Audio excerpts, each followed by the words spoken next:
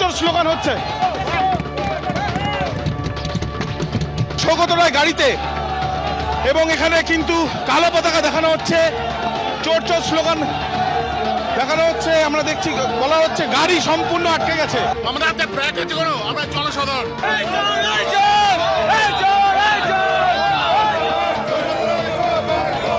সবাইকে টাকা নিয়ে আপনার চাকরি বিক্রি করে।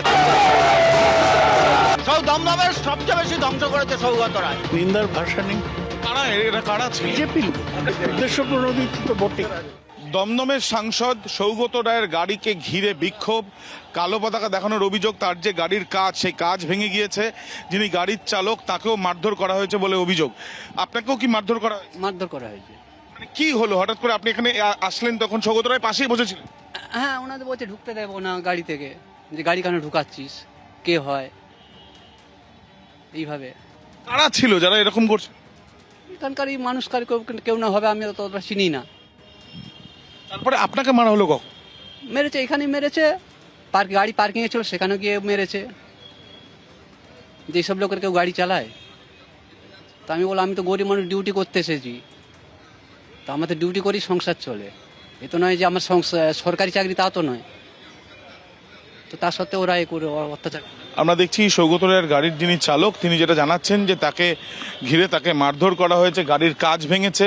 এবং দমদমের সাংসদ সৌগত রায় তিনি যখন একটি কমিটির তিনি চেয়ারম্যান, তিনি ঠিক এই কিন্তু অপারেশনাল অফিস যেটা রয়েছে এয়ারপোর্টের, সেইখানে যখন তিনি আসেন, ঠিক তার আগে যে জায়গায় আমরা দাঁড়িয়েছি এখানে এই গাড়িটি ছিল এবং তার গাড়ি ঘিরে বিক্ষোভ দেখানো হয়, কালো পতাকা দেখানো হয়, চোর স্লোগান গাড়ির উপরে মারা হয়, এমনকি গাড়ির চালককেও মারধর করা হয়েছে বলে অভিযোগ।